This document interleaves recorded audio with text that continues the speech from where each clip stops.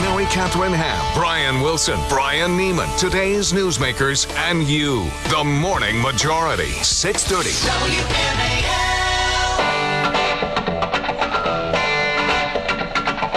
8:07 on WMAL. This is the Morning Majority. Larry Kudlow coming your way about a half hour from now. We'll get into the economy, jobs numbers, Alston Goolsbee saying goodbye. What does it all mean? Larry Kudlow, 8:36 here on WMAL. Mike Flynn joins us now, editor-in-chief of Andrew Breitbart's BigGovernment.com, the website that broke, really, the Anthony Weiner story that has been consuming us for about a week and a half now. Mike, good morning. How are you? I'm doing great. How are you? We're doing okay. So let's start back from the beginning before we get into yesterday's press conference, which was just unbelievable. Surreal is a good way to describe it. How did you guys first learn of this tweet? How did you see it the first time? Well, we were approached by someone who follows and perhaps obsessively follows Anthony Weiner's Twitter account, and they saw the picture when he posted it. He brought it to our attention. All right, so then you got it, and then you had an archive of the picture. Is that what it was? You had a screenshot of the picture? Yeah, we verified that it had been on the Twitter account. And we actually didn't run with the story until Representative Weiner, about an hour after that post, had said he'd been hacked. And we really thought actually the hacking and the claim of hacking was a bigger story than the picture itself. Okay, so the picture you thought, well, okay, this is interesting, but the fact that he said he was hacked, then it became more of an issue. Now, when did you start to learn that there may be other pictures out there?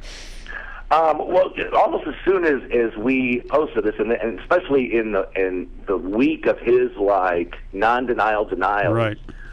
People started coming forward and saying, look, this happened to me too, and then we looked at it from there. But I mean, it was like once it looked like he was going to try to shirk responsibility, I think some people woke up and said, oh, wait, this happened to me too. We've got to bring attention to this. Did you ever reach out to Congressman Weiner and tell him, hey, we don't think your story is making sense here. In fact, we know it's not true, and you may want to tell the truth before we unleash what will be a punishment on you and your political career? Well, we tried to get a comment from his office, and we were obviously not very high on their list to get back to. Even those they talked to, they lied to. So I don't know.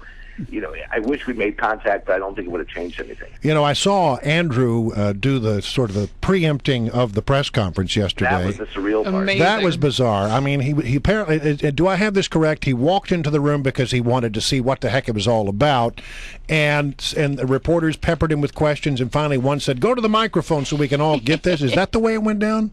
That is. I mean, here's the lesson. Be on time for your own press conference. That's right.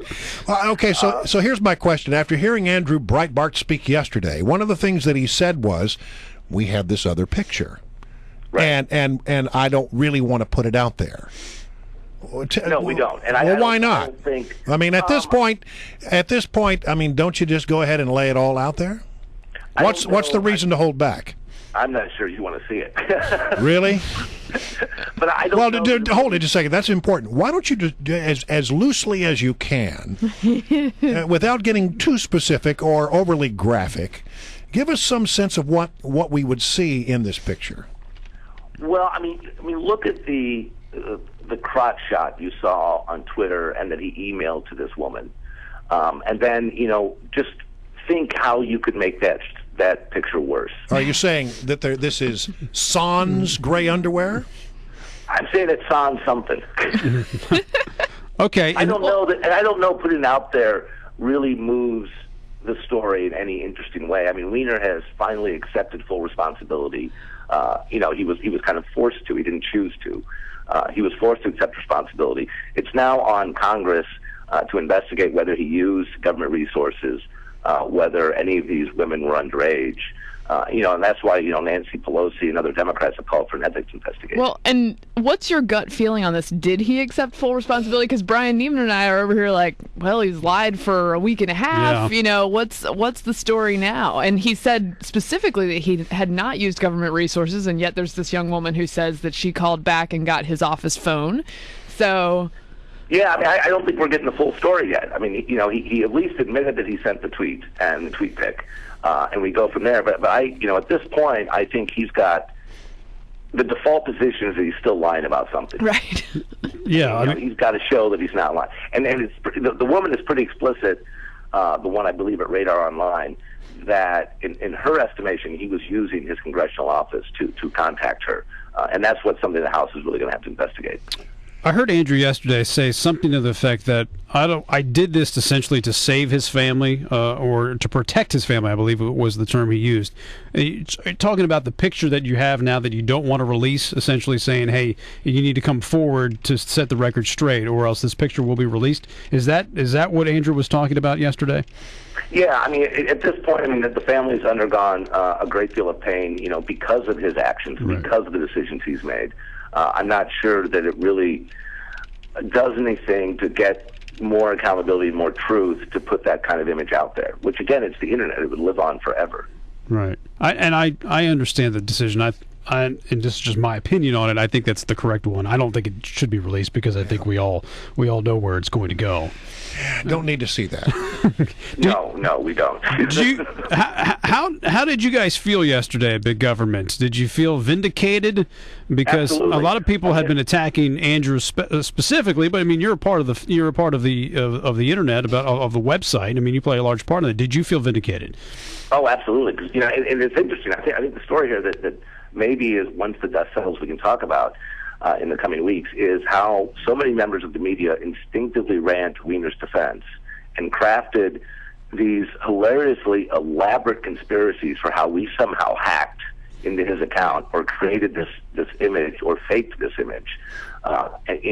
So for like several days, within large parts of the mainstream media, I mean, we were being held up as somehow responsible for this. And so for him to come out and say, no, it was me, I did it, was a great vindication. Well, and that's what I noticed about the media in the immediate aftermath. They did not try to explain what had happened here. They tried to explain it away for him.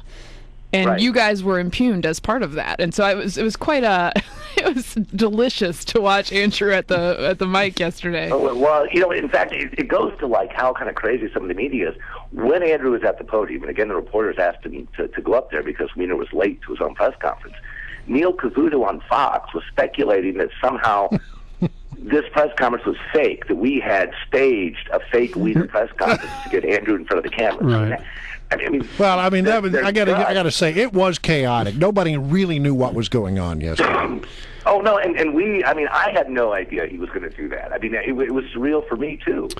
Well, let me ask you an editorial question. If Anthony Weiner were a Republican, or let's say it was a Republican, let's say if there was the Chris Lee story, because we know that actually did happen, would you guys have run with it? Would you have done this deep of an investigation trying to find information about what happened? Yeah, absolutely, because this really, it's not a partisan thing. It goes to the arrogance of power. And, we are fairly libertarian-ish, conservative. Mm-hmm. We don't like the arrogance of elected officials and the arrogance of power. Good. All right, Mike, thanks for coming on the show. We appreciate it, and congratulations on the big get. Great. Thanks a lot, guys. Mike Flynn, editor of BigGovernment.com here on WMAL.